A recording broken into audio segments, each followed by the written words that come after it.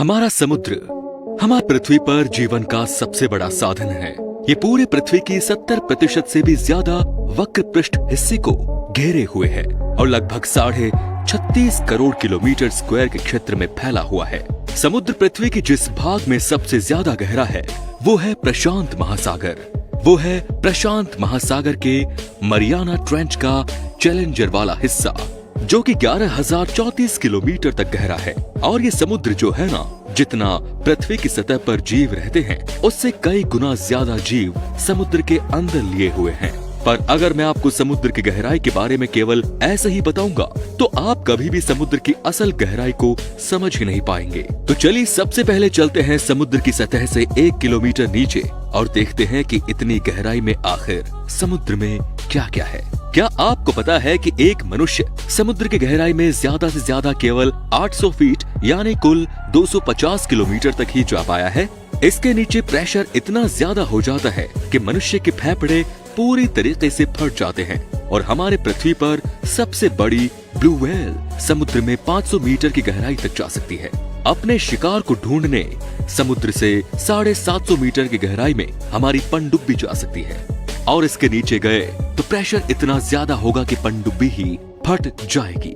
पर आप जानकर आश्चर्य करेंगे कि समुद्र में सबसे गहराई में पाए जाने वाला जीव भी अब तक केवल 3 किलोमीटर तक ही नीचे पाया गया है। और ज्यादा गहराई में जाएंगे तो हमें समुद्र के नीचे तापमान 0 डिग्री सेल्सियस से भी नीचे मिलेगा, जहां पर कुछ जलते हुए ओशन वेंट और ज्वालामुखी होंगे जो एनवायरमेंट को सरवाइव करने योग्य बना देते हैं, कुछ जीवों के लिए जिसकी खोज अब तक मनुष्य नहीं कर पाया है। इसी तरह जब हम और नीचे जाते जाएंगे, जहां हम सूर्य की किरण भी नहीं देख पाएंगे, वहां होगा घनघोर अंधकार। इसी तरह हम पहुंच जाएंगे सबसे गहराई वाले पॉइंट पे, मरियाना ट्रेंच के चैलेंजर डीप पर, जो कि 11,034 मीटर गहरा है, यानी कुल 1100 किलोमीटर तक गहरा है। अगर हम इसकी तुलना माउंट एवरेस्ट से करेंगे तो भी इसकी चोटी चैलेंजर डीप से 3 किलोमीटर छोटी ही पड़ेगी। हाँ, पर हम मनुष्यों ने कुछ मशीनों को भेजा है यहाँ अध्ययन करने के लिए।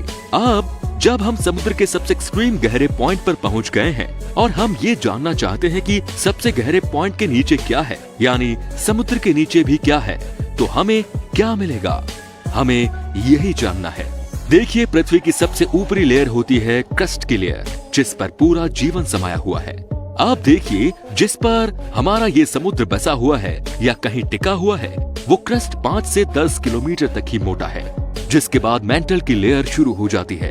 वहीं जहां पर हम जीवधारी लोग रहते हैं, यानी जमीन का एरिया, वो क्रुस्ट लगभग 65 से 70 किलोमीटर तक थिक है। उसके बाद मेंटल लेयर चालू हो जाती है।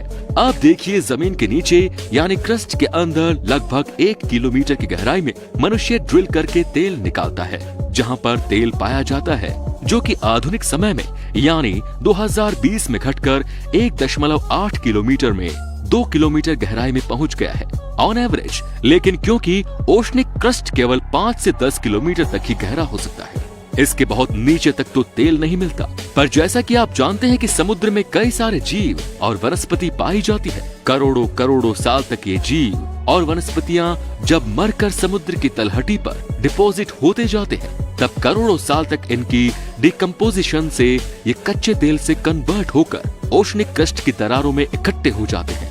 पर ये समुद्र में हर जगह नहीं, बल्कि कुछ ही जगहों पर, जिनके बारे में हमें अभी पूरी जानकारी नहीं है, वहां पर हाँ, हम ये जानते हैं और वहां पर दोहन कर वहां पर तेल निकाल भी पा रहे हैं।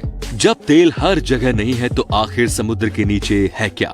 हर जगह देखिए, जब से पृथ्वी बनी है उसके कुछ समय बाद से ही पृथ्वी पर जल चक्र बना हुआ है और जल चक्र के कारण किसी न किसी जगह में पानी बरसता ही रहता है। और जब पानी बरसता है तो नदियों के सहारे कुछ अमाउंट में पानी तो समुद्र में मिल ही जाता है और कुछ अमाउंट में पानी जमीन द्वारा सोख लिया जाता है पृथ्वी की हर जगह पर। और यही सोखा हुआ पानी आज हम हैंडपंप जैसी चीजों से निकाल लेते हैं।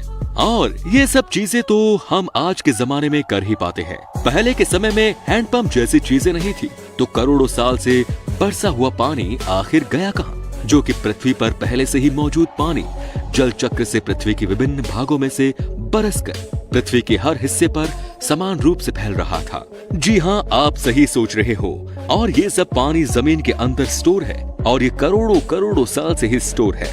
जब पृथ्वी पर पानी आया था और जल चक्र के कारण ये पृथ्वी के विभिन्न भागों में फैल गया और करोड़ों करोड़ों साल तक स्टोर होते होते पृथ्वी की क्रस्ट के नीचे